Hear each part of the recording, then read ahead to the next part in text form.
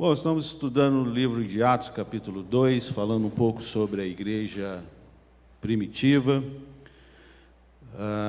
Na semana passada, o pastor trouxe uma visão sobre a igreja e o Espírito Santo, porque é o que é o reflexo do capítulo 2. Uma coisa interessante da gente observar é que o capítulo 2 de Atos é o início da igreja. E o capítulo 2 de Atos também é o início do Novo Testamento, né? Porque até aqui, Jesus vive as Escrituras do Velho Testamento. Até aqui não havia os textos do Novo Testamento, não havia o ensino do Novo Testamento. Então a igreja se inicia a partir do capítulo 2, com a manifestação do Espírito Santo, com o que nós vamos ver hoje, que é a visão da igreja sobre as Escrituras. É a igreja primitiva, é a igreja que começa a expor a palavra, onde Jesus é a palavra, onde Jesus é o centro da palavra, mas até então é o Velho Testamento. Daí a gente começa a pensar e a ver como foi a vida de Cristo vivendo estritamente o Velho Testamento. Como foi a vida dos apóstolos, dos discípulos que estavam dentro da doutrina, crença e escrituras do Velho Testamento. Para nós hoje é muito fácil, nós temos o Novo Testamento, nós temos os apóstolos, os discípulos, Jesus como centro da palavra, mas até esse momento, não, tudo girava em torno do Velho Testamento, das Escrituras do Velho Testamento. Então a importância da gente entender no capítulo 2, que começa a igreja, começa o Novo Testamento, e como foi que eles direcionaram Jesus na sociedade a partir então do Pentecostes, a partir então do capítulo 2.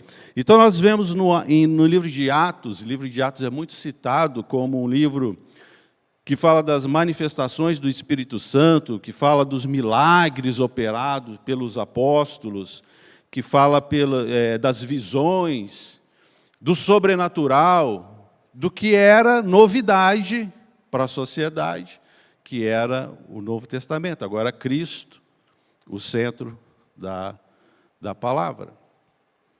Mas, se a gente for olhar para o livro de Atos, e vocês também, com certeza, eu já ouvi muitas pessoas, quero voltar à igreja primitiva, voltar à old school, coisa e tal. Mas nesse sentido, né, do sobrenatural. Né? Mas o livro de Atos não é o sobrenatural. O pastor Reinaldo, na semana passada, ele falou alguma coisa. Veja só, o livro de Atos não é um livro doutrinário. O livro de Atos é um livro histórico. A gente já percebe pelo título, Atos. Atos dos Apóstolos, Atos do Espírito Santo, mas é um livro histórico. O que significa? Que nós temos muito que aprender como exemplo que foi a história da igreja primitiva. Mas não é um livro doutrinário. Porque senão, se o livro doutrinário, como o pastor mostrou, falou na semana passada, é aquele que te dá uma doutrina, que te ensina como deve ser. As cartas de Paulo são cartas doutrinárias. Aquele que roubava, não roube mais. Aquele que está em Cristo é nova criatura. Então ele ensina, mulheres, maridos, falamos tanto sobre isso no livro de Efésios, como mulheres se comportam, como maridos se comportam, como filhos se comportam. É um livro doutrinário, são cartas doutrinárias. Nós devemos seguir, mas o livro de Atos não é doutrinário. Senão, para você se converter, um anjo, Jesus tem que aparecer para você, você tem que cair e ficar cego 3 dias, como aconteceu com Paulo em Atos. Senão, para você receber o Espírito Santo, ele tem que vir como língua de fogo e cair sobre você, e você tem que falar em línguas, e falar em línguas desconhecidas, e os outros têm que entender como está no livro de Atos.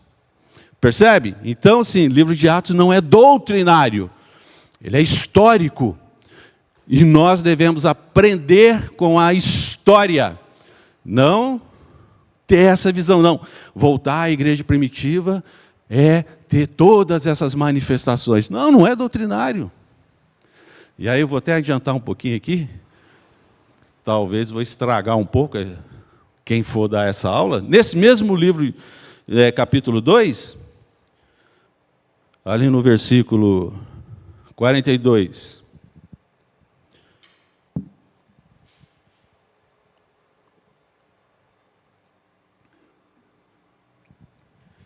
Perseveravam na doutrina dos apóstolos e na comunhão e no partir do pão e nas orações. Em cada alma havia temor e muitos prodígios e sinais eram feitos por intermédio dos apóstolos. Todos os que estavam juntos e tinham tudo em comum. Vendiam suas propriedades e bens, distribuindo o produto entre todos à medida que alguém tinha necessidade. Depois, mais para frente, vai se aprofundar mais nisso. O que eles tinham, eles dividiam. Se um tinha tinha duas casas, vendia, trazia. Tinha 2 terrenos, vendia, dividia. Tinham tudo em comum. Um comunismo aqui. Comum. E aí eu já vi muitos pastores e muitas igrejas. Nós precisamos viver assim. Se você tem 2 casas, você precisa vender uma e trazer a outra para a igreja, para dividir. Dizendo que era para se voltar à igreja primitiva. Não! Não é um livro doutrinário. E aí, até estragando um pouco a aula de quem for falar sobre isso, esse comunismo aqui deu tudo errado. Porque a gente olha isso e fala assim, nossa, que coisa bacana, né? Eles dividiam tudo, eles vendiam tudo que eles tinham. Tudo que eles tinham era, na verdade, de todo mundo. A gente acha que isso era bacana, mas isso foi ideia deles, não foi ideia de Deus. Tanto é que deu tudo errado. O que aconteceu? A corrupção apareceu. Ananias e Safira morreram porque aproveitaram isso para dar um jeitinho. Se eles estavam dando um jeitinho, imagina um brasileiro. Se essa moda pega em nome da doutrina de Atos, que não existe, imagina a corrupção que vai ser. E eu digo mais, Ananias e Safira morreu porque quiseram dar um jeitinho. Pedro diz, você está roubando o Espírito Santo. Só que eu creio que esses 2 estão relatados aqui porque estavam próximos dos apóstolos. Mas muitos outros deviam estar fazendo a mesma coisa. Tanto é que a partir dali diz, houve temor. E ninguém mais ousou brincar com o Espírito Santo, porque eles estavam brincando com o Espírito Santo. E logo depois disso, o que Deus faz? Dispersa a igreja. Dispersa de Jerusalém, manda para todas as regiões. Acabou, aquele comunismo acabou. Por quê? Porque não foi ideia de Deus. Foi ideia dos homens. E o livro de Atos é um livro histórico. Não é um livro doutrinário. Eu tenho que vender tudo que eu tenho, dar para a igreja e tal. Devemos amar ao próximo, ajudar. Aprendemos isso com Cristo e não com o livro de Atos. Então, quando nós olhamos para o livro de Atos, a prioridade dessa igreja histórica não me parece ser o que nós temos a tendência de acreditar. Tem sim a manifestação dos Espíritos, mas a prioridade da igreja primitiva de Atos é outra. Vocês desconfiam ou têm ideia, ou pensando um pouco agora, qual é a prioridade da igreja primitiva?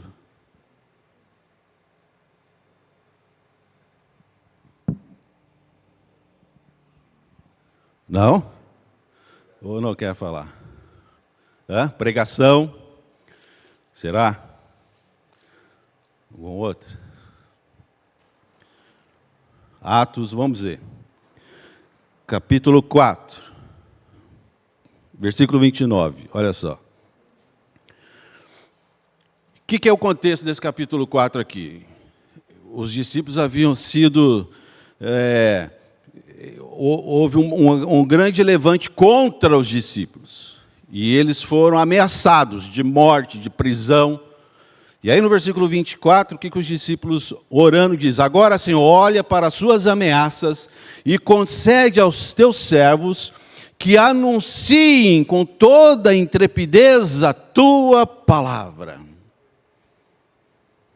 A prioridade da igreja, o que a Bíblia mostra da igreja primitiva, era a palavra. A palavra de Deus é mencionada mais de 50 vezes no livro de Atos, que tem 28 capítulos. Ela é mencionada mais de 50 vezes. A gente não ouve falar muito disso, né? A gente ouve falar que o livro de Atos fala do Espírito Santo, fala sim. Mas a gente começa a ver que a prioridade deles é outra. Eu li 4:29, 4:31, vou ler alguns. Tendo eles orado, tremeu o lugar onde estavam reunidos, sobrenatural. Ficaram todos cheios do Espírito Santo e com intrepidez anunciavam a palavra. Veja que eles colocam a palavra sempre em concordância ou em prioridade do que era a obrigação deles. Imagina, esse versículo podia terminar aqui. Tremeu o lugar onde estavam, todos ficaram cheios do Espírito Santo e glorificavam a Deus. Olha que versículo bonito. Mas não é isso que está escrito. Tremeu o lugar onde estavam, todos ficaram cheios do Espírito Santo e com intrepidez anunciavam a palavra. Eles não deixam a bola, o escritor, Lucas, não deixa a peteca cair. Ele faz, eu não sei como que a gente consegue sair da diretriz facilmente das coisas. É ou não é? Em todos os aspectos. A gente desvia muita atenção muito fácil. Mas o escritor de Lucas, ele não deixa, ele faz de tudo para você não desviar o teu foco. Olha, o nosso foco é a palavra de Deus. Olha, outro, versículo 6, capítulo 4 de Atos. Eles fazem a divisão da igreja, estipula os diáconos. Versículo 4. E quanto a nós, nos consagraremos à oração e ao ministério da... Está escrito aí? Abriram? 6:4. 6, capítulo 6, versículo 4. Quanto a nós, nos consagraremos à oração e ao ministério da palavra. Aí no versículo 7 do capítulo 6, crescia a palavra de Deus. Aí no capítulo, eu estou usando alguns textos só. Capítulo 12 de Atos. Abre o capítulo 12, versículo 24. Eles contam a história da manifestação do Espírito e dos discípulos e dos apóstolos e dos Herodes e do sei quê, do carcereiro. Aí versículo 29. Entretanto,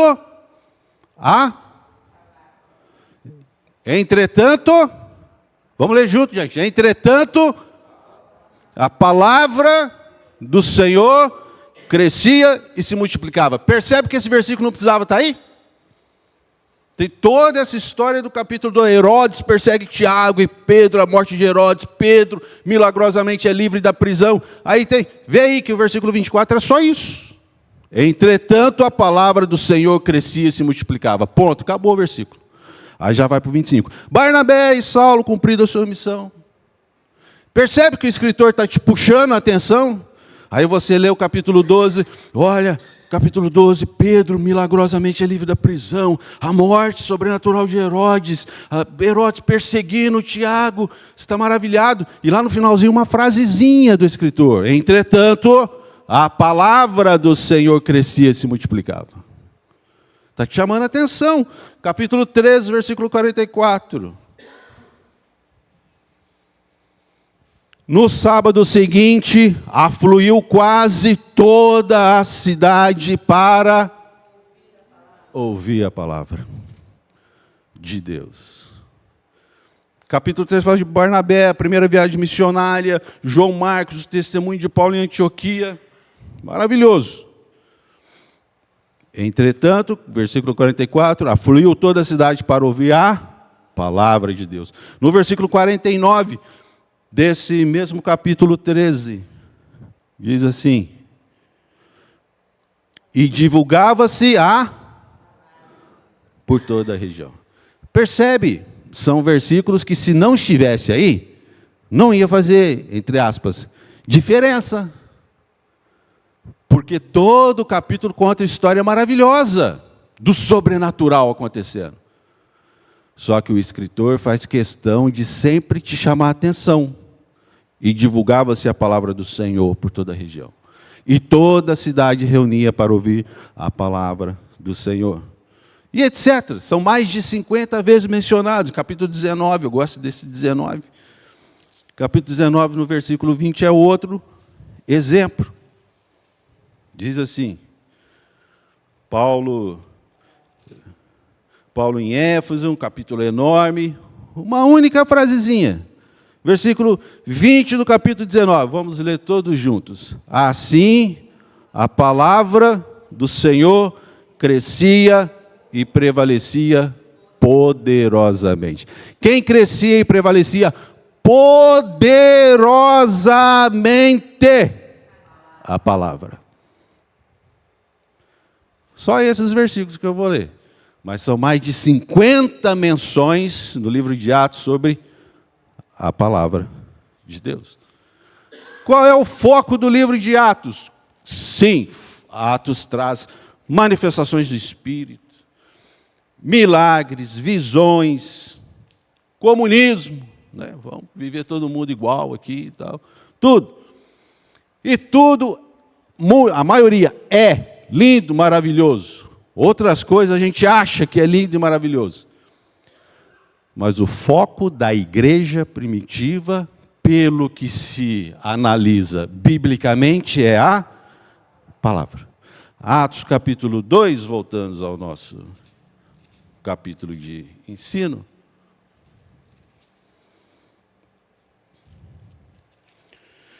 A manifestação do Espírito Santo, como já foi falado da semana passada. E a partir do versículo, as pessoas começam a orar em línguas, falar em línguas. E aí as pessoas começam a falar que elas estavam embriagadas, não entendem aquela manifestação. E Pedro então toma a palavra, versículo 14. Então se levantou Pedro com os 11, erguendo a voz, advertiu-os nesses termos. E aí ele começa a falar com as pessoas que estavam ali. Ele começa a ministrar a palavra. E ele usa 3 textos a partir daí. Lembra que nós estamos no Velho Testamento. Lembra que o raciocínio de todas as pessoas ali é o raciocínio do Velho Testamento. Então ele usa 3 textos, lógico, do Velho Testamento. Não tinha, né, o Novo Testamento. Então Pedro usa um texto de Joel e 2 textos de Salmos. Ele usa o texto de Joel ali no capítulo 2, a partir do versículo 17 a 21. E acontecerá nos últimos dias, diz o Senhor, que derramarei do meu espírito sobre toda a carne. É Pedro usando a escritura para com os judeus que ali estavam. Do 17 ao 21, ele usa esse texto de Joel, e em outras palavras, ele está dizendo que a manifestação de Deus vem a todos aqueles que invocam Jesus como Senhor. Então, como é que ele usa a Escritura? Ele usa o raciocínio judeu para falar de Jesus. E sabiamente usa corretamente os textos das Escrituras. Porque é aquilo que eu sempre digo, o pastor falou também na semana passada sobre isso. O Velho Testamento te mostra quem é Deus, te mostra o projeto de Deus, o plano de Deus. E Jesus é o plano de Deus. Então Jesus está no Velho Testamento. Então, do versículo 17 a 21, Pedro, em outras palavras, ele diz que a manifestação de Deus, para o judeu, vem a todos aqueles que invocam Jesus como Senhor. Depois, do versículo 24 a 28, ele vai usar o texto baseado no Salmo.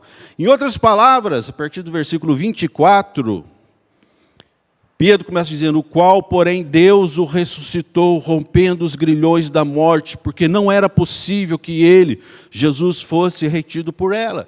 E Davi fala sobre ele, aí ele usa um texto baseado em Salmo 16. Então, em outras palavras, ele está dizendo que Jesus é o Senhor, porque ele foi enviado por Deus e ressuscitou, porque era impossível que Jesus fosse retido pela morte, porque Deus assim o determinou. Então, percebe que o judeu está aprendendo de Deus em Cristo. Vê como Pedro sabe usar as palavras. Sabe usar a palavra de Deus. E na terceira parte, Salmo 100, ele usa, no terceiro texto que ele usa, é o texto baseado no Salmo 110, a partir do versículo 34, onde ele vai dizer que Jesus crucificado é o Senhor que está à destra de Deus, enviado pelo Espírito Santo. Então Pedro coloca Deus como projetor de todo o plano de salvação. Jesus como instrumento de Deus, manifestado pelo Espírito Santo, tudo usando as Escrituras do Velho Testamento. E aí o que é mais interessante nisso? Quando Pedro então ministra a palavra, quando Pedro ensina as Escrituras que ele tinha, e que era o Velho Testamento, ele mostra Jesus com o Velho Testamento. O que acontece? Qual que é o resultado? Atos 2, versículo 37. Ouvindo eles estas coisas, compungiu-lhes o coração e perguntaram a Pedro e aos demais apóstolos: que faremos, irmãos? Respondeu-lhe Pedro: arrependei-vos, e cada um de vós seja batizado em nome de Jesus Cristo, para a remissão dos vossos pecados, e recebereis o dom do Espírito Santo. Pois para vós outros é a promessa que ele ensinou, para vossos filhos e para todos os que ainda estão longe, isto é, para quantos o Senhor Deus vos chamar. Com muitas outras palavras, deu testemunho e exortava-os, dizendo: salvai-vos desta geração perversa. Versículo 41. Então, os que lhe aceitaram a palavra foram batizados, havendo um acréscimo naquele dia de quase 3.000 pessoas. Quase 3.000 pessoas foram batizadas que aceitaram a palavra que foi ensinada. Então, a palavra de Deus é a prioridade, é o foco da igreja primitiva. E o Espírito Santo é a consequência dessa palavra. Percebe como a gente inverte as coisas? Normalmente as pessoas querem o Espírito Santo, a manifestação do Espírito sobrenatural, e aí com isso aprender de Deus. Mas a igreja primitiva aqui está fazendo ao contrário. Ela prioriza a palavra, ela ensina a palavra, ela ministra a palavra de Deus. E a consequência é o Espírito Santo. Capítulo 4, versículo 4, por exemplo, de Atos. Muitos, porém, dos que ouviram a palavra, a aceitaram, subindo o número de homens a quase 5.000 convertidos. Quem são esses? Ouviram a palavra. Atos capítulo 10, versículo 44. Ainda Pedro falava estas coisas quando caiu o Espírito Santo sobre todos os que ouviam a palavra. Você vê que o Espírito Santo não traz menção de que vinham sobre pessoas assim, né, como diz a juventude, do Neida. Você vê que ele está relacionado com a palavra de Deus. E aqui deixei isso claro. Pedro ainda falava quando caiu sobre eles o Espírito Santo, sobre todos os que ouviam a palavra. A palavra é a transformadora. A palavra é a prioridade. A palavra, porque Cristo é a encarnação da própria palavra. A palavra de Deus é viva e eficaz. Então é a palavra de Deus quem transforma, quem muda. É a palavra de Deus quem opera. E pela palavra de Deus vence então no livro de Atos a manifestação do Espírito Santo. Então, o que é voltar à igreja primitiva? Biblicamente falando. É se voltar para a palavra de Deus. Sabe quando Jesus diz, sem mim nada podeis fazer? Ele é a palavra encarnada. Então, quando Jesus diz, sem mim nada podeis fazer, não sei, às vezes as pessoas pensam, então Jesus precisa vir, Jesus precisa bater na minha porta, precisa abrir essa porta, Jesus precisa resolver esse problema, Jesus precisa me ajudar a passar nisso, a passar naquilo, né? Às vezes, quando as pessoas, eu não sei muito bem o que as pessoas entendem quando, sem mim nada podeis fazer, na prática. Sabe o que é sem mim nada podeis fazer na prática? É a palavra de Deus. Eu não sei o que fazer. Vai na palavra. Eu não vejo direção de Deus. Vai na palavra. Eu estou enfraquecido. Vai na palavra. Eu estou atribulado. Vai na palavra. Porque sem mim, Cristo é a palavra. E Jesus, quando pediu para Jesus, deixa a gente ver Deus também. Vocês estão me vendo, quem me vê a Deus, porque nada do que eu digo sou eu quem falo, é o Pai. Lembra que eu falei no início, como é fácil a gente desviar, né? A gente desvia facilmente. Jesus está dizendo, eu sou a palavra. Nada do que eu digo sou eu quem estou dizendo, é o Pai. Ou seja, eu sou a palavra. Jesus está dizendo. Então, quando a igreja primitiva entende isso, porque Jesus ensinou isso, o foco deles é a palavra, e a consequência, sim, é o Espírito Santo de Deus. 1 Pedro, eu gosto muito desse texto de 1 Pedro, capítulo 5,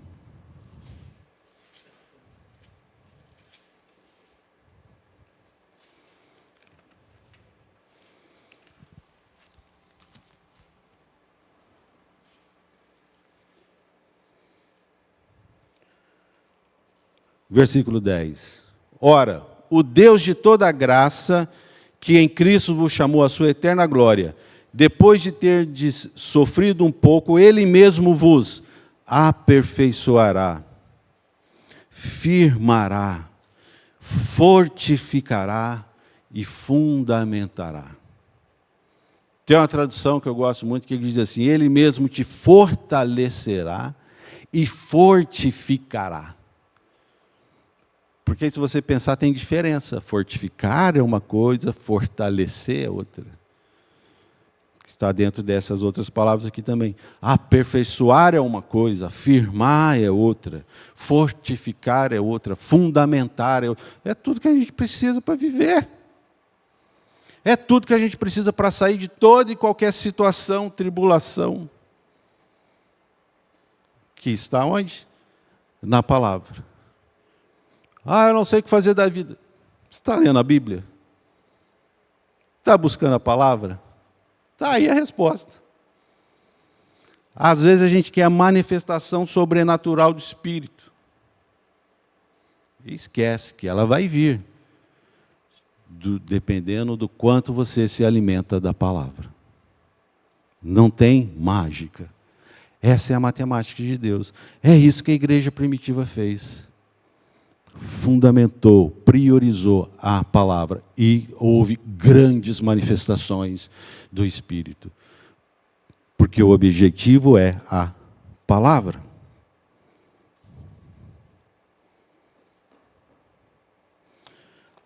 Aqui uma pergunta polêmica.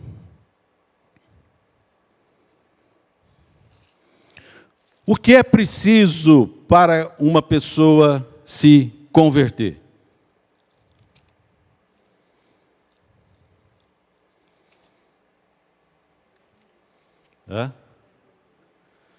Sim, o que faz uma pessoa se converter?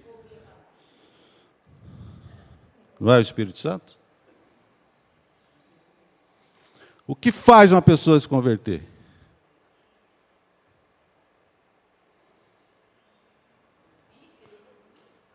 Ouvir a palavra. Mas não é o Espírito Santo que converte? O Espírito Santo pode usar um desenho na parede para fazer uma pessoa se converter. Convence. Convence. Não converte.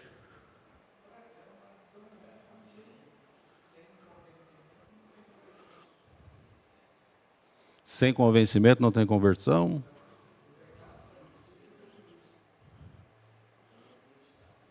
Acreditar. Bom, se alguém perguntar assim, biblicamente falando, o que a Bíblia diz que converte uma pessoa? É simples a pergunta, vocês sabem a resposta, vocês estão envergonhados, é simples. Vocês não querem falar, né? Não, ninguém... Ó, é simples o que converte uma pessoa. Ó, normalmente a gente aprendeu que o que converte uma pessoa é o Espírito Santo. Sim ou não? Até ontem é o que eu mais ouvia. Não é não? Sim ou não? Vocês concordam com isso? Não é possível, vocês não sabem, vocês estão, né? Vocês não querem falar, né? Eu sei porque vocês não querem falar, né? Porque nunca uma resposta pode ser quando eu pergunto, né? Falar, esse cara pergunta, qualquer coisa que responder, ele... Diga.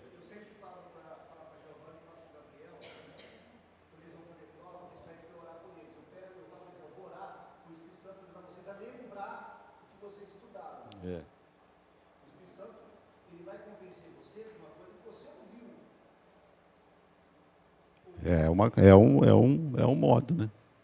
Ouviu que a pessoa estudou, né? Foi lá, tem uma lógica assim.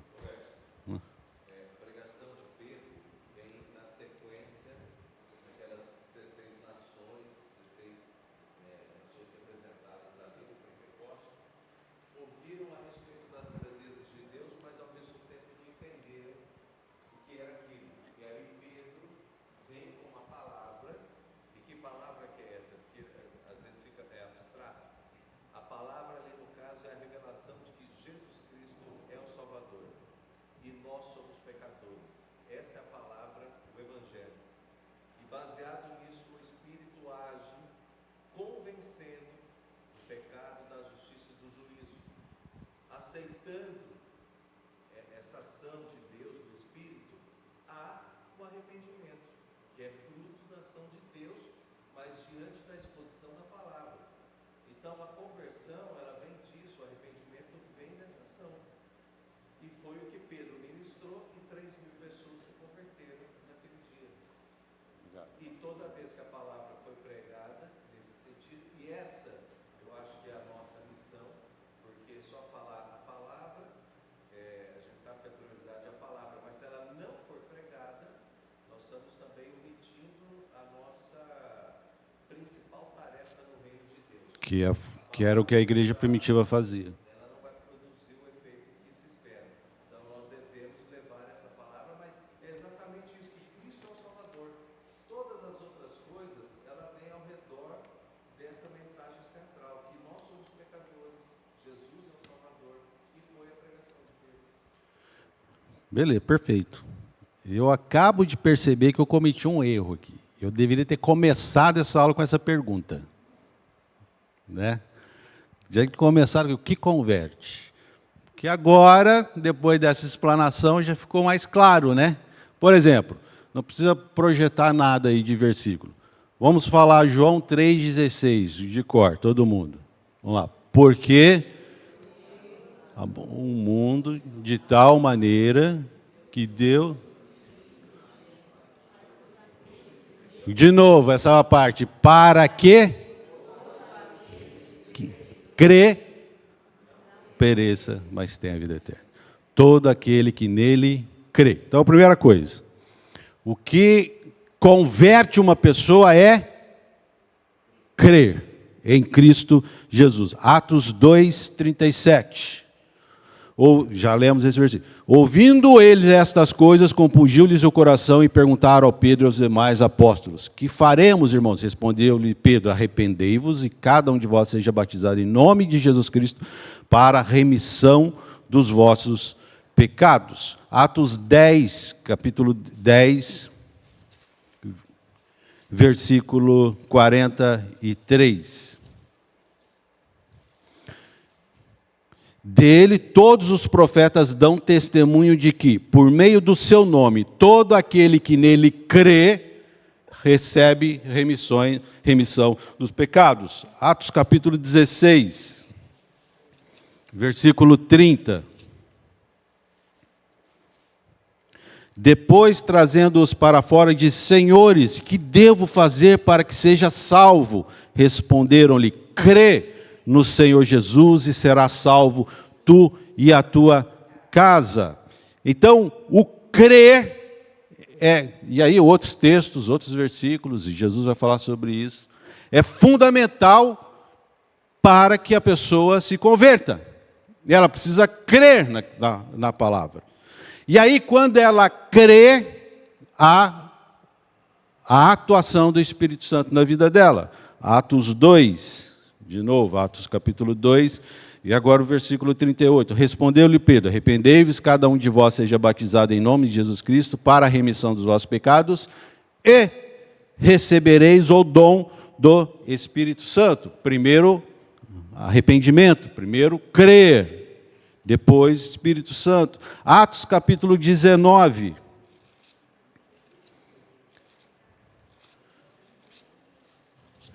Versículo 2. Perguntou-lhes: recebeste, olha que interessante esse texto aqui. Recebestes, porventura, o Espírito Santo quando crestes? Olha que interessante isso aqui. A pessoa creu, mas não tinha o Espírito Santo, segundo o que o texto está dizendo. Recebestes o Espírito Santo quando creste? Ao que lhe responderam: pelo contrário, nem mesmo ouvimos falar que existe Espírito Santo. Mas creram. Então Paulo perguntou: em que foste batizados? Respondendo: no batismo de João. Disse-lhes Paulo: João realizou o batismo de arrependimento, dizendo ao povo que cresce naquele que vinha depois dele, a saber, em Jesus. Eles, tendo ouvido, foram batizados em o nome do Senhor Jesus. Aí foram batizados em nome do Senhor Jesus. Ouviram a pregação, creram, foram batizados em nome do Senhor Jesus. E impondo-lhe Paulo as mãos, veio sobre eles o Espírito Santo. Aí olha que interessante. Texto, lembrando, é um livro histórico, não é um livro doutrinário. Porém, o texto está mostrando que primeiro creram, depois receberam o Espírito Santo. Tomara que esteja tendo uma confusão na sua cabeça aí, que esse é o objetivo mesmo. Né? Efésios capítulo 1, olha Efésios capítulo 1, mais complicado, deixa a cabeça da gente um pouco mais embaralhada. Efésios capítulo 1, que é um livro doutrinário, que é uma carta doutrinária. E Paulo vai falar do processo e do projeto de salvação de Deus no capítulo 1.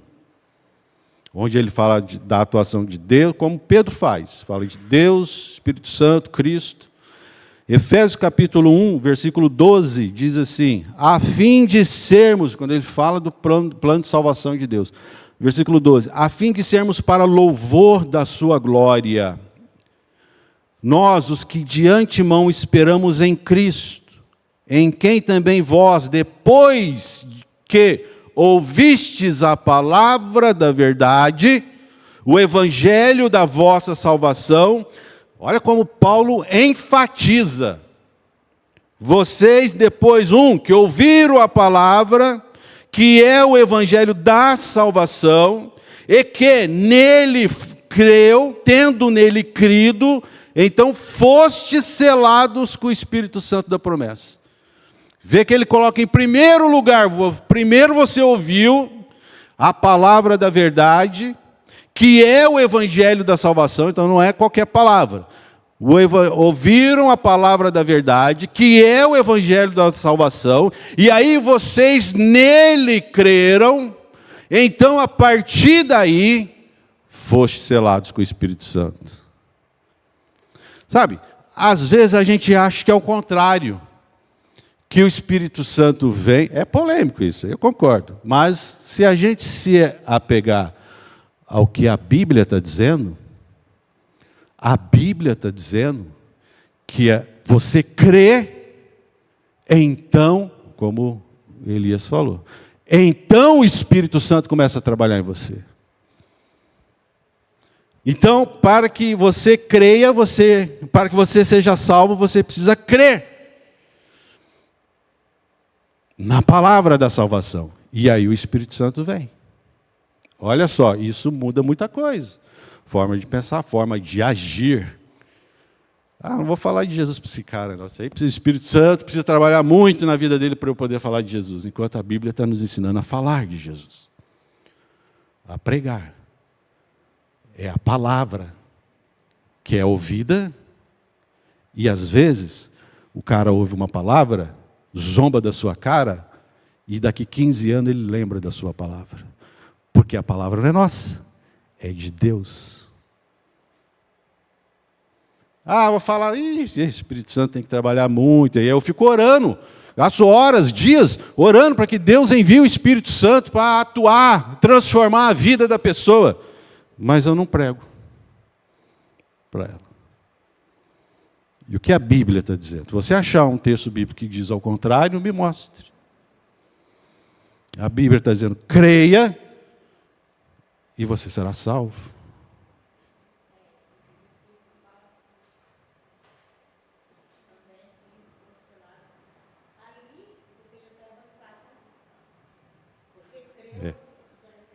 Foste selado. A partir do momento que você creu, recebeu a Cristo, sim. Aí nós entramos no outro, né, aqui, o que é o batismo com o Espírito Santo, né? Mas aí você é selado. E nesse texto é o selo, que aí também é outro texto, é outra polêmica, né? Eu, como ex-calvinista, né, entendo bem que é a questão do, o cara está salvo. Está sempre salvo?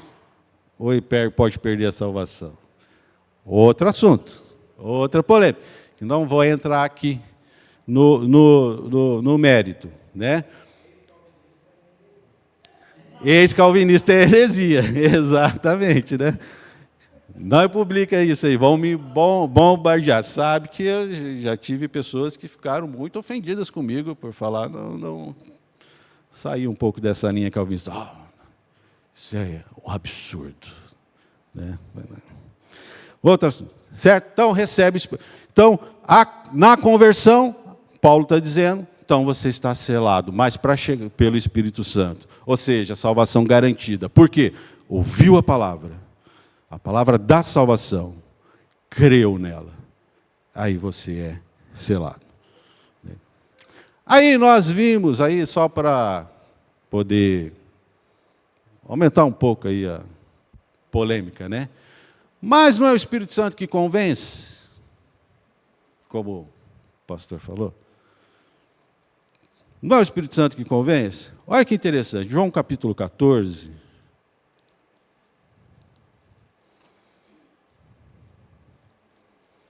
Cadê João? Está aqui. Olha só, mais polêmica aqui. Só que é um negócio, né? É o que está na Bíblia. Se você achar um texto diferente, é só me dizer. João capítulo 14. Isso é uma coisa interessante que eu ia falar.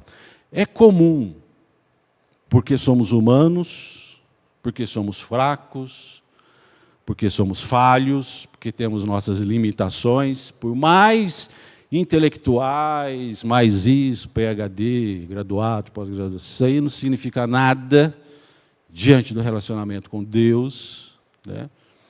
Nós temos sempre a tendência de nos desviarmos, né, do que é para ser. No caso que estou falando da palavra de Deus. Se a gente for pensar, tem muita coisa que a gente crê que não está na Bíblia. Que é difícil a gente reconhecer isso, né?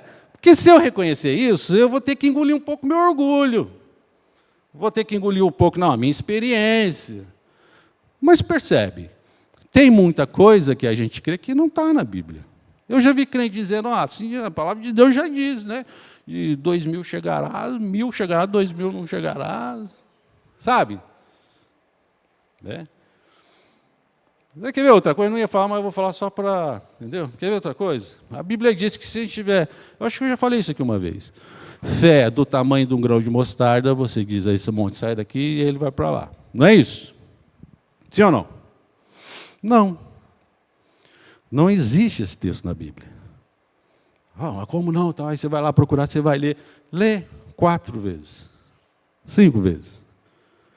Lê 6 vezes. Lê 10 vezes. Não é isso que está escrito lá. Então nós, principalmente nós que conhecemos a palavra, precisamos nos voltar para a palavra a cada dia. É ela quem nos alimenta, como nós lemos em Pedro. É ela quem nos fundamenta. É ela que nos edifica. É ela que nos fortalece. É ela que nos estabelece. Agora, ela não voa para você quando você está dormindo, ela vai voando para você. Você precisa ir nela. Então, tem muita coisa que a gente crê, que às vezes as pessoas falam, eu até subentendo, né? Mas não está na Bíblia. Por exemplo, o Espírito Santo não convence o mundo? João capítulo 14. Jesus começa a falar sobre o Consolador. João capítulo 14, versículo 15.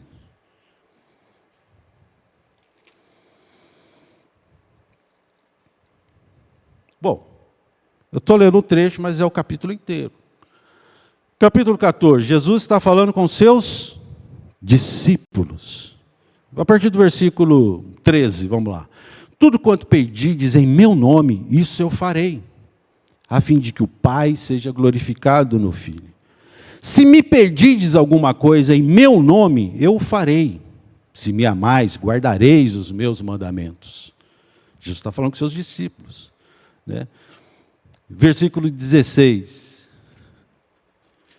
E eu rogarei ao Pai, e Ele vos dará outro Consolador. E Ele o quê? E Ele o quê? Vos dá. Ele vai dar o Consolador para quem? Para quem? Quem é esse vós? A igreja.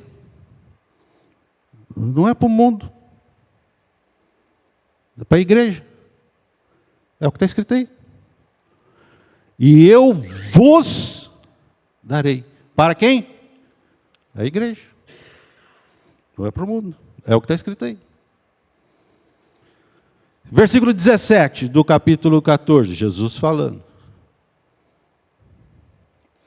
O Espírito da verdade, que o mundo não pode receber. Versículo 17, Jesus falando, não sou eu. Desculpe. Jesus falando. O Espírito da verdade, que o mundo não pode receber, porque não o vê, nem o conhece, vós o conheceis. Porque ele habita convosco e estará em vós, a igreja. Vai mudando, vai dando nó na cabeça, né?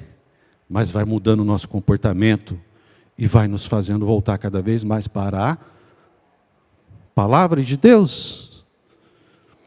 João capítulo 15, olha, nós nem chegamos lá na parte que Jesus fala do convencer. João capítulo 15, versículo 16. Versículo 26. Quando, porém, vier o Consolador, que eu vos enviar da parte do Pai, o Espírito da verdade que dele procede, dará testemunho de mim, e vós também testemunharei, porque estáis comigo desde o princípio. Então, quando, porém, vier o Consolador, que eu vos enviar, que eu da parte do Pai vos hei de dar, para quem? O Consolador vem para quem? Para a igreja. Para a igreja. Ah, mas não é para o mundo? Mas nós acabamos de ler aqui, ó. Calma lá. Vamos voltar para você não ficar bravo comigo. Capítulo 14, versículo 17. O Espírito da verdade que o mundo não pode receber. E Jesus vai dizer aqui no capítulo, versículo 26, para vós. Capítulo 16, João 16, do versículo 1 ao 7, ele está falando, você vai ver aí que ele está falando com os discípulos. Tenho-vos dito essas coisas, para que não vos escandalizeis. Eles vos expulsarão das sinagogas, ou seja, a igreja. Mas vem a hora em que todo o que vos matar julgará com isso tributar culto a Deus. Isso vos farão porque não conhecem o Pai, nem a mim. Ora, essas coisas vos tenho predito, para que quando a hora chegar vos recordeis de que eu vou-las disse. Não vou-las disse desde o princípio, porque eu estava convosco, mas agora vou para junto daquele que me enviou, e nenhum de vós me pergunta para onde vais, pelo contrário, porque vos tenho dito estas coisas, a tristeza encheu o vosso coração, mas a tristeza encheu o vosso coração. Mas eu vos digo a verdade, convém-vos que eu vá, porque se eu não for, o Consolador não virá para vós outros. Se, porém, eu for, eu vou-lo enviarei.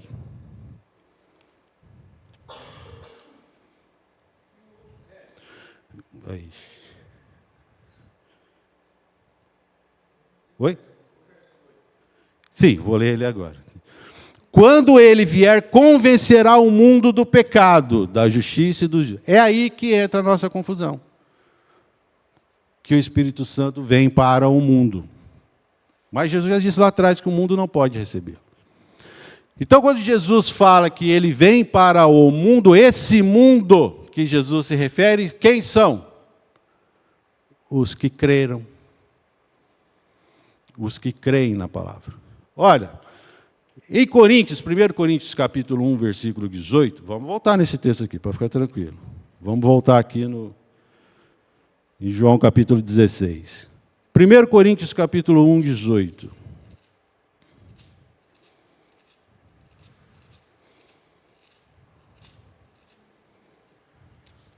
Certamente, 1 Coríntios capítulo 1, versículo 18. Certamente, a palavra da cruz é loucura para o que se perde, mas para nós que somos salvos, poder de Deus. Versículo 25. Porque a loucura de Deus é mais sábia do que os homens, e a fraqueza de Deus é mais forte do que os homens. Mas a loucura de Deus, que é a palavra da cruz, não é assim que é para o mundo? Não tem lógica para o mundo. Jesus morreu por você na cruz. É a morte de Cristo na cruz que vai te tirar do inferno, que vai te salvar. Não tem lógica. Agora, aí você imagina, aí a pessoa crê. Ela creu. Ó, vou contar uma coisa para vocês. Eu estava num seminário uma vez, lá em Goiânia, e a gente estava alojado lá no alojamento, tinha um cara comigo. Na época ele era já um senhor, eu era bem mais jovem, né? E aí, conversando com ele, ele disse assim para mim: rapaz, a palavra de Deus é maravilhosa, a conversão, a vida com Cristo é maravilhoso. Olha, eu vou dizer uma coisa para ele, ele era convertido há não muito tempo. Ele dizia assim: olha, vou te falar antes da conversão, rapaz, como eu batia nos meus filhos. Rapaz, eu espancava meus filhos. Olha, eu chegava em casa, qualquer coisa me irritava. Às vezes eu batia neles sem nem saber por que eu estava batendo. Olha que coisa. Hoje não, amado. Hoje não. Hoje, quando eu bato, eu sei porque eu estou batendo. Rapaz, isso é real. Eu fiquei lembrando, não sabia se ele estava me zoando, se era verdade. Não, então é diferente. Deus muda a gente, né? É diferente. Eu sei o que eu estou fazendo. Quando uma pessoa se converte, ela se transforma imediatamente? Não.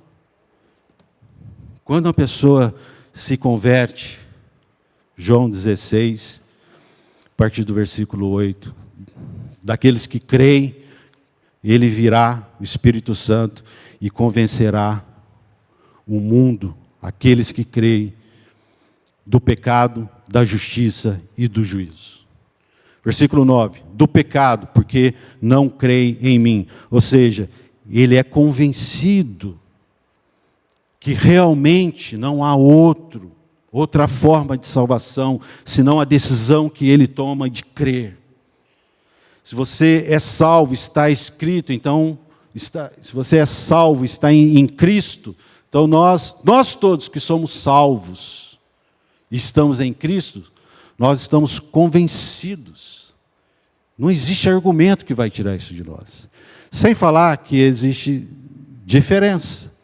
Convencer é uma coisa, e nem sempre é no pejorativo. E converter é outra coisa. Converter é mudar totalmente de caminho, o rumo. Converter, você vai fazer uma conversão, antigamente se ensinava isso na autoescola, hoje parece que ensinou diferente. É um 180 graus. É tomar totalmente um outro rumo, converter.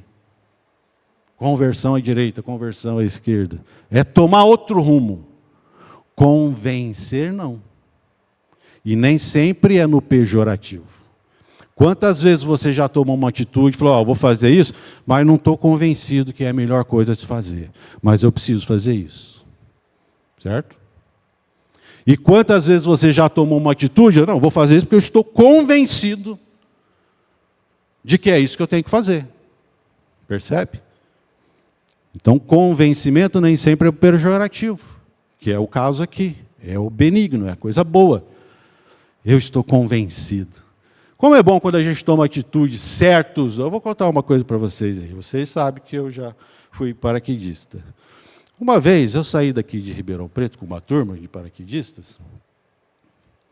Naquela época não tinha GPS, internet, não tinha nada, né? E aí nós saímos com um carro cheio, era um Opala, 5 pessoas dentro do Opalão. Vamos saltar de paraquedas lá em Ibitinga.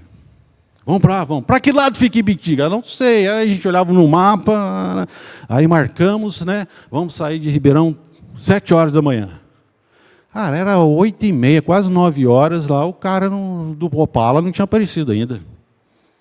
E todo mundo tentando localizar, não tinha celular, né? Ir em algum lugar, achar um telefone fixo, ligar para a casa do cara, o cara não atendia. E não sabe, porque o cara que salta de paraquedas, ainda mais naquela época, era tudo fominha, né? Falou, não vamos sair daqui, nós precisamos saltar, né? Aí ele atrasou, perdeu a hora. Aí ele apareceu lá, perdeu a hora. Mais de 1 hora de atraso, quase 1h30 de atraso. Saímos, fomos para a estrada. Na estrada, furou o pneu. Paramos no carro, né, naquele Opalão, né, não tinha pneu sem câmbio. Troca o pneu e tem que achar uma borracharia, aí achamos uma borracharia, aí saímos, fomos, agora a gente chegamos na cidade, e aí ninguém sabia que cidade que era, estávamos completamente perdidos. Fomos para o outro lado, tinha que ir para um lado, fomos para o outro lado. Retomamos, fomos para lá e tal. Chegamos, a hora que chegamos lá, assim, faltava 10 minutos da gente entrar no avião. 10 minutinhos. Cima da hora. Quando nós chegamos lá, metade do carro já tinha falado, eu não vou saltar, cara. Deu tudo errado para nós hoje. Eu não vou saltar. O outro falou, também não, velho. Sobrou uns 2, eu e mais um outro lá. Vamos pegar um paraquedas, botamos. A hora que eu fui subir, a hora que eu pisei no degrau do avião, meu paraquedas abriu sozinho. Pum, foi para o chão. E aí você já é puxado, tem que tirar e tem que fechar ali rapidamente, se quiser ir. Sem fazer o check-up depois, né? O check-in depois, para ver se está tudo certo. Quando abriu o paraquedas, o outro que ia saltar comigo falou assim, cara, eu não vou, velho. Você também não vai. Falei, cara, deu tudo errado, eu não vou mais, vamos sair dessa. Eu falei, não, eu vou. Cara, o que veio de gente insistir comigo para eu não saltar, só que assim, gente, eu estava tão convencido de que a minha melhor decisão era fazer aquele salto, que todo mundo... Aí eu entrei no avião, quando eu estava entrando no avião, os caras falaram, cara, a gente não vai nem ficar aqui. Se por acaso der tudo certo, você espera nós aí, porque a gente só vai voltar aqui no final da tarde. E foram embora, eles não quiseram nem ver o salto, foram embora, foram para a cidade. Ó, vou dizer, foi um dos melhores saltos que eu fiz, velho. Que coisa bacana. Eu estava convencido de que aquela era a minha melhor decisão. Para mim foi desestressante, o dia acabou, assim, tudo quanto é coisa de errado que deu, para mim acabou. Foi um momento mágico ali, né, que a gente dizia. Bacana, legal. Voltei, feliz, fiquei lá com os caras. Aí os caras chegaram, foram lá me abraçar. Já saltou, já deu tudo certo. Eu falei, deu, gente. Tá aqui. Mas eles estavam convencidos que, né, não. Então, convencimento tem um lado pejorativo, mas tem um lado que é você está convicto, está convencido. Quando Jesus fala no versículo 10 da justiça, porque eu vou para o Pai e não me verei mais, ele fala do convencimento. Veja que isso são coisas que para nós são naturais, mas não é para aquele que acabou de crer. Nós somos justificados, que Jesus está falando no versículo 10, é que nós somos justificados, somos justos por causa da justificação na cruz, em Cristo. Olha, eu preciso ser convencido pelo Espírito Santo disso daí, porque é uma loucura para o mundo. E no versículo 11, quando Jesus fala, Ele convencerá os que creem no mundo, os que creram no mundo, Ele convencerá do juízo, porque o príncipe desse mundo está julgado. Ele está convencendo a pessoa de que o resgate providenciado por Deus é somente pela cruz. Então, nesses 3 versículos, o que Jesus está dizendo? A única forma de você se salvar é crer em Cristo. Isso é um absurdo para você? A única forma de se salvar é crer em Cristo Jesus. É um absurdo para você? Sim ou não, gente? Para alguém é? Não. Eu acho que não, né? Não senti firmeza na resposta de vocês, não. Olha, se você crê em Jesus, você será salvo. Vamos orar. Então, olha só, olha que informação simples.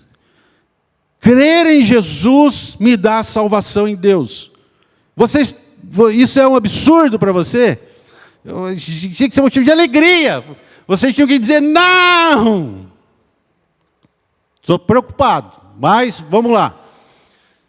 Não é um absurdo para você, porque você está convencido pelo Espírito Santo disso. Agora, isso é um absurdo para o mundo. Ontem eu estava a trabalho no João Roque. É um absurdo você dizer isso para as tribos, para as gangues, não sei como são chamados. Olha, você precisa crer no Senhor Jesus para que você seja salvo. É um absurdo isso, gente. Só que a gente não consegue imaginar mais o quanto isso é um absurdo para o mundo. Porque nós estamos convencidos pelo Espírito Santo.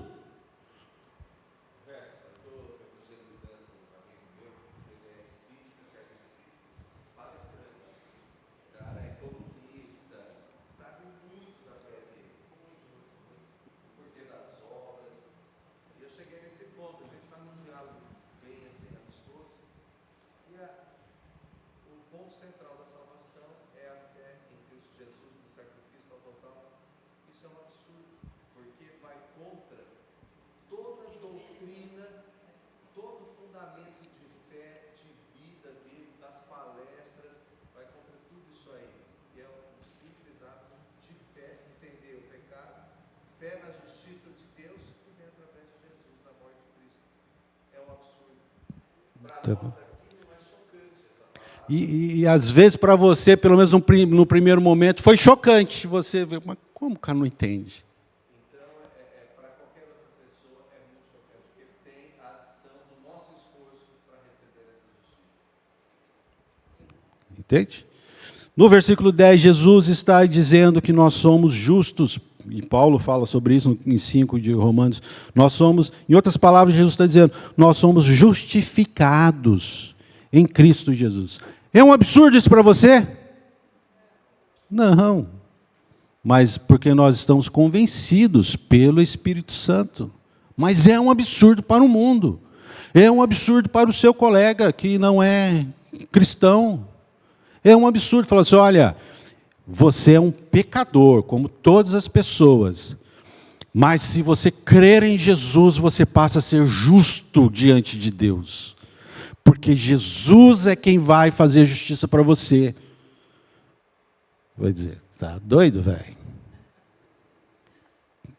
Isso, às vezes, a gente não consegue mais imaginar essa loucura para o mundo, porque estamos convencidos pelo Espírito Santo. Não há a menor possibilidade da gente mudar esse pensamento.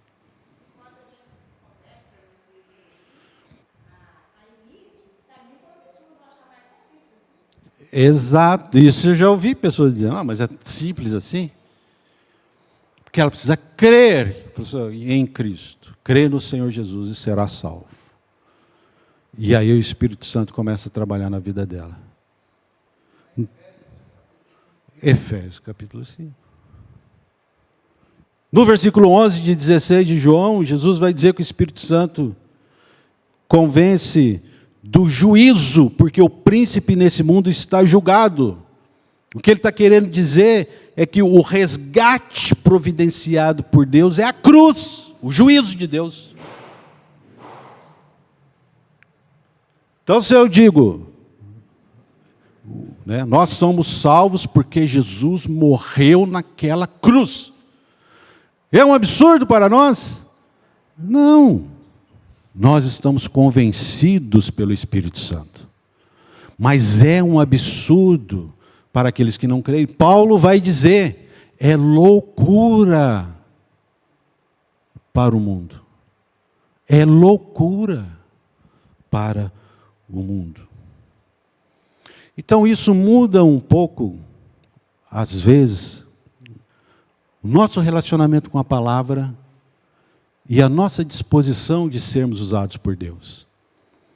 Às vezes você pega uma pessoa que não é cristão e você quer falar de Jesus e você começa a dar ali todas as vezes, eu estou dizendo que isso está errado, mas às vezes você começa a dar ali todo o ensino teológico que você tem para a pessoa. É loucura para ela. Às vezes a única palavra que ela precisa falar, Jesus morreu por você. Crer. Ela precisa crer.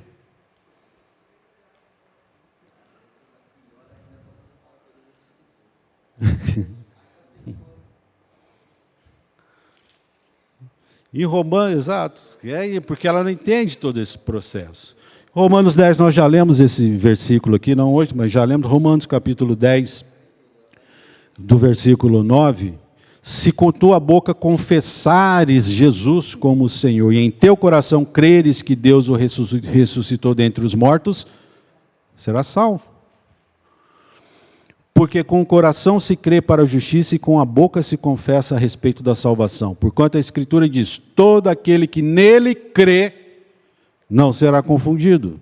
Pois há distinção entre judeus e grego, uma vez que o mesmo é o Senhor de todos, rico para com todos os que o invocam. Porque todo aquele que invocar o nome do Senhor será salvo. Aí alguém vai dizer, não, mas é o Espírito Santo que vai fazer ele invocar. Aí nós vamos cair na questão da predestinação. Se eu crer que é o Espírito Santo quem vai fazer a pessoa crer primeiro, invocar, eu vou cair na predestinação. Que é o seguinte, só é salvo quem o Espírito Santo atuar. E quem não é salvo? É porque o Espírito Santo não atuou, não quis. Então aí nós vamos entrar no outro debate polêmico, né? Deus escolhe uns e outros não. Deus fala, Deus vira sócio do diabo. Um para mim, outro para você. 3 para mim, 4 para você. Porque a predestinação diz isso, só se converte aquilo que o Espírito Santo faz converter. Se o Espírito Santo não fizer converter, você pode pregar a vida inteira para ele, ele não vai se converter. Está destinado para o inferno. Não creio nisso. E não vejo a Bíblia dizer isso em lugar nenhum. Então Paulo vai dizer, todo aquele que invocar o nome do Senhor será salvo. Como invocarão? Versículo 14. Como invocarão aquele em que não creram? Como crerão naqueles que nada ouviram? Como ouvirão se não há quem pregue? Então a pregação, a palavra de Deus, prioridade na igreja primitiva, é que traz a conversão. Mais uma polêmicazinha para a gente encerrar. Olha uma polêmicazinha. Não acredito nada disso que você falou. Tudo bem. Meu posicionamento é o que está na Bíblia. Aí eu te lanço um outro polêmicazinha aqui. Tiago, capítulo 5. Não acredito nada disso que você falou. Muito bem. Você não vai me explicar Tiago 5, versículo 19. Meus irmãos, se algum dentre vós se desviar da verdade e alguém o converter, então temos nós poder de converter? Não é o Espírito Santo que converte? Se alguém o converter, sabei que aquele que converte o pecador do seu caminho errado salvará da morte a alma dele e cobrirá a multidão de pecados. Eu já vou dar a resposta para quem discorda de mim. Quem discorda de mim vai responder assim: não, mas ele é instrumento do Espírito Santo que converte. Aí eu rebato. Se ele é um instrumento e é o Espírito Santo que converte, por que ele está sendo bonificado aqui? Cobrirá a multidão de pecados. Por que ele está sendo galardoado, presenteado, se ele foi só um instrumento qualquer? E o Espírito Santo pode usar um desenho na parede, fazer a pessoa olhar e falar: é Cristo. Não vou falar sobre esse versículo, só vou deixar aí para... Qual que é a explicação? É o que a gente está dizendo, o que precisa é a pregação da palavra, e aí o Espírito Santo transforma a vida da pessoa e a convence do pecado, do juízo, da justiça. Alguém quer falar alguma coisa? Discordar de alguma coisa? Alguém quer discordar de alguma coisa aí? Não? Não adianta falar pelas costas, viu, irmãos? Nós somos crentes, hein? Pode falar agora. Não? 2 Timóteo, capítulo 3. Mas qual que é o intuito, principalmente da escola dominical? É que você concorde e discorde. E vá buscar na palavra. E vá se alimentar da palavra. E vá se desafiar na palavra. Eu, no início dos meus primeiros passos aprendendo a Bíblia, eu discordava de um monte de coisa. E aí o que eu fazia? Enquanto eu não tivesse a resposta biblicamente, eu não sossegava. E a maioria das vezes eu via que eu estava errado mesmo. Muitas outras vezes eu via que eu tinha razão de discordar. Eu falei: pô, peraí. Qual que é o parâmetro? A palavra de Deus. Que você possa concordar, discordar, mas que não se contente só em concordar ou discordar. Vá na palavra. Se alimente dela. 2 Timóteo, capítulo 3, um versículo muito conhecido. Mas é tão conhecido, tão óbvio, que a gente esquece dele. 2 Timóteo, capítulo 3, versículo 15.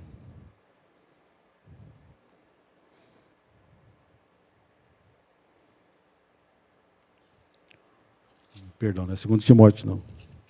Onde que é?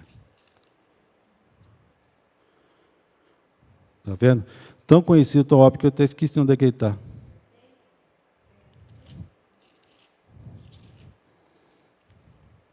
Dois 15, 2 Timóteo 2,15. Procura apresentar-te a Deus, aprovado, como obreiro que não tem do que se envergonhar e que maneja bem a palavra da verdade. É o teu parâmetro. Quero que Deus olhe para mim, se agrade de mim, apesar das minhas falhas. Procura apresentar-te a Deus como obreiro aprovado, que maneja bem a palavra. Ou seja, que você vai buscar na palavra, que você vai estudá-la, priorizá-la, vivê-la. E Paulo vai falar isso em Efésios, para que não sejais como meninos, levado a qualquer vento de doutrina. Amém, irmãos? Está vendo? Muitas coisas, espero, tenham colocado nesta aula, para ativar seus pensamentos, sua visão sobre a palavra de Deus, reconhecendo, e aí dá para a gente entender um pouco também, por que a palavra de Deus foi prioridade no livro de Atos, na igreja primitiva, porque ela é a transformadora, é ela quem transforma, é ela quem leva o pecador a Cristo, a palavra. Se você disser, Jesus morreu por você, isto é palavra de Deus, porque você aprendeu isso na Bíblia, você aprendeu isso na palavra de Deus, e você está convencido disso pelo Espírito Santo. Amém, amados?